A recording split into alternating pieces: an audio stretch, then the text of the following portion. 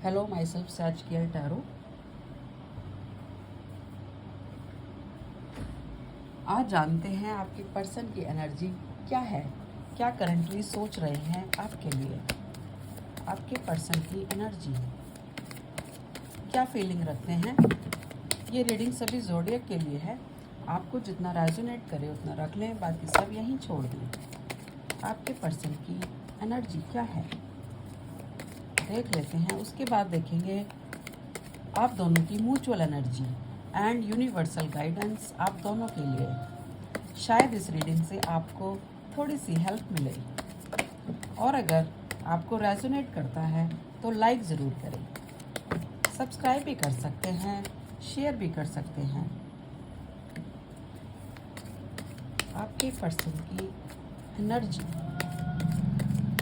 ये reading timeless है, जब भी आप देखेंगे आपको रेजोनेट करेगी। Thank you.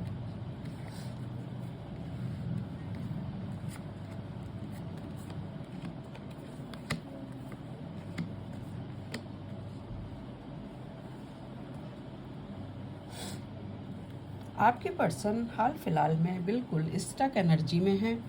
उनको ऐसा लगता है कि कहीं ना कहीं आप या तो आप उनको कहीं धोखा तो नहीं दे दोगे, झूठ तो नहीं बोल रहे हो, कुछ सिक्रेटिव तो नहीं हो।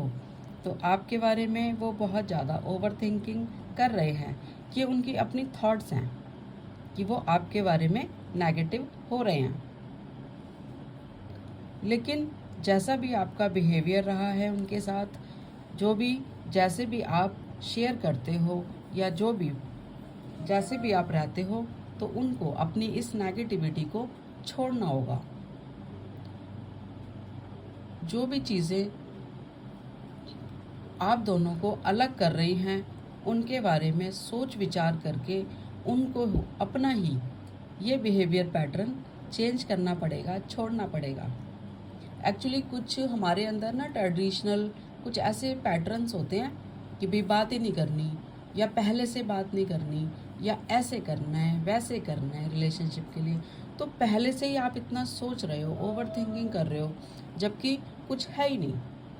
तो आपको अपना यानी कि आपके पर्सन को अपना ये बिहेवियर पैटर्न छोड़ना पड़ेगा। ट्रस्ट इशू शायद यहाँ पर है आप दोनों के बीच में। देखिए, नोटिस कीजिए कि क्या ये ट्रस्ट इशू आपके अंदर है। आप दोनों में से कोई क्या झूठ बोलता है दोनों के रिलेशनशिप के बीच में, या आप लोगों में से कोई कुछ हाइड करता है। आप देखिए, या तो आप या आपके पर्सन ऐसा कर रहे हैं। तो उनको अपने रिलेशनशिप को आगे बढ़ाने के लिए, बेटर बनाने के लिए, कंफर्टेबल बनाने के लिए ये सब चीज़ें छोड़नी पड़ेंगी। क्या छोड़ना पड़ेगा? ओवर थिंकिंग, फियर, गिल्ट, झूठ बोलना, हाइड करना, ये सब चीज़ें छोड़नी पड़ेंगी। और जैसे ही वो ये सब चीज़ें छोड़ेंगे तो देखिए उसमें कितना चेंज आता है। वो आपसे बात भी करेंगे, आपसे मिलने भी आएंगे, और सब कुछ शेयर भी करेंगे, चाहे आपको अच्छा लगे या नहीं लगे।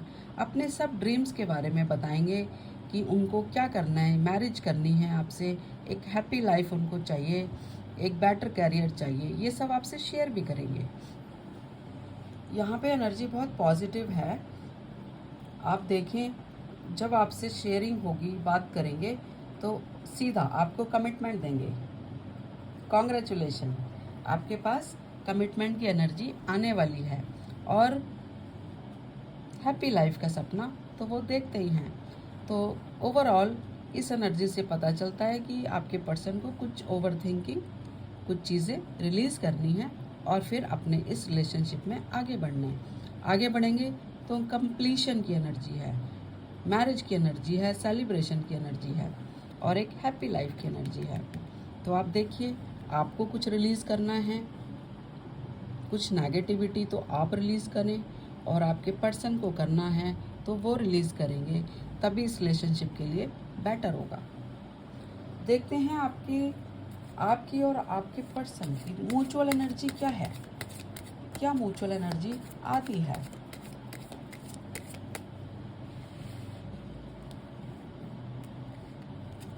आप दोनों की म्यूचुअल एनर्जी क्या है, चेक कर लेते हैं।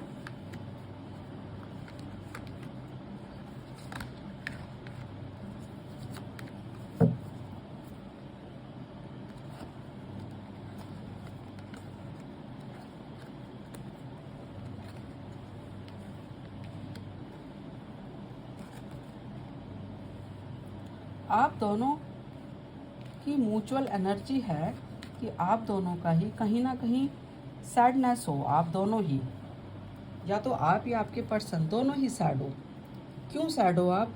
क्योंकि आपके साथ कुछ ऐसा हुआ है जिसकी आपको उम्मीद नहीं थी कि आपके फैमिली के लोग ही या आपके फ्रेंड ही या आप में से कोई ऐसा बिहेव करेंगे, ऐसी बातें करेंगे, ऐसी थॉट्स रखेंगे।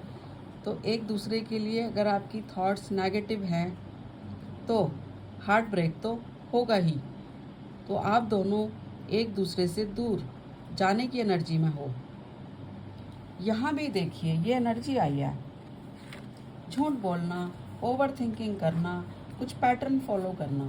तो अगर आप लोग ऐसा कर रहे हैं तो हार्ट ब्रेक तो होगा ही। फिर उससे बचने के लिए आप क्या करेंगे, थोड़ी देर के लिए एक दूसरे से स्पेस ले लें। आप अपने पर्सन को भी टाइम दीजिए और खुद भी, और सोचिए कि सिचुएशन क्या रही जिसकी वजह से सब कुछ खराब हो रहा है। वो चीज़ सोचिए और उसको फिर रिलीज़ कीजिए। जब आप रिलीज़ कर देंगे फिर उसको हील भी करना है। थोड़ा स्पेस लीजिए, अपने आप को उस सिचुएशन से बाहर लाइए। और ऐसा तभी पॉसिबल है जब आप दोनों ही सोचेंगे। हर समय पैसा पैसा पैसा, वर्क, यही नहीं सोचना है। लव लाइफ के बारे में भी सोचना है, क्योंकि पैसा वर्क के बारे में सोचेंगे तो लव लाइफ रह जाएगी। तो अपनी सिचुएशन को आपको बैलेंस करना होगा। ऑफिस के काम के साथ साथ रोमांस भी करना होगा। तो आप सोचिए, एक दूसरे को टाइम दीजिए, स्पेस दीजिए, इंटरफियरेंस मत कीजिए। किसी को जो करना है उसको वो करने दीजिए। थोड़े टाइम के बाद देखिए एनर्जी कितनी अच्छी आती है। ठीक है, यूनिवर्सल एक गाइडेंस मैं पढ़ना चाहती हूँ आप दोनों के लिए। आप दोनों के लिए यूनिवर्सल गाइडेंस। क्यों आप इतना ओवर थिंकिंग कर रहे हैं, सैडनेस की एनर्जी में हैं, एक दूसरे से स्पेस बना रहे हैं, जबकि अगर सब कुछ पॉजिटिवली रखोगे तो मैरिज, सेलिब्रेशन, हैप्पी लाइफ की एनर्जी है। तो आपको अपनी कुछ पैटर्न बिहेवियर चेंज करना पड़ेगा, ट्रांसफॉर्मेशन लानी पड़ेगी दोनों को ही। यूनिवर्स कहते हैं आपको अपने आसपास कुछ ऐसे साइन मिल रहे होंगे जो आपको कुछ मैसेज देना चाहते हैं और आपका ध्यान उनकी तरफ है ही नहीं। इसलिए थोड़ा सा अलर्ट हो जाइए और डिवाइन गाइडेंस को सुनिए, देखिए, एक्सेप्ट कीजिए। जैसे कहीं आपको फैदर मिलता है, इसका मतलब आपको अगर ब्लैक वाइट फैदर मिलता है, इसका मतलब आपके अंदर थोड़ी सी नेगेटिविटी है। और नेगेटिविटी सभी लोगों में होती है, मेरे अंदर भी हो सकती है, आपके अंदर, आपके पर्सन के अंदर, सबके अंदर थोड़ी थोड़ी होती है। तो हमें अपने इस पार्ट को देखना है कि हमारे अंदर क्या ठीक नहीं है, उसको दूर करना है, सुधार करना है। और एक गाइडेंस देते हैं आप दोनों के लिए। The way forward is open. अगर आप अपनी नेगेटिविटी पैटर्न्स जो आपको सर्व नहीं कर रहे हैं, ओवर थिंकिंग, फियर, गिल्ट, छुपाना, ये सब चीज़ों को अगर दूर कर देंगे तो देखिए फिर आपके लिए रास्ता खुला है।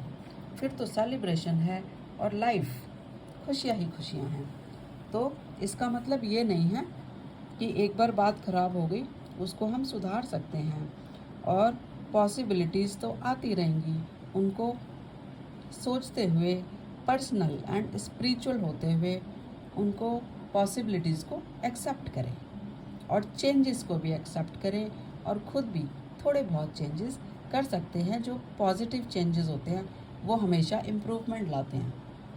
ठीक है, मैंने आपके पर्सन की एनर्जी बता दी, आपकी बता दी, एंड यूनिवर्सल गाइडेंस बता दी। आपको थोड़ा सा भी रेजोनेट करता है तो लाइक कर सकते हैं और मेरी अगली रीडिंग में भी बने रहें। Thank you universe, thank you all.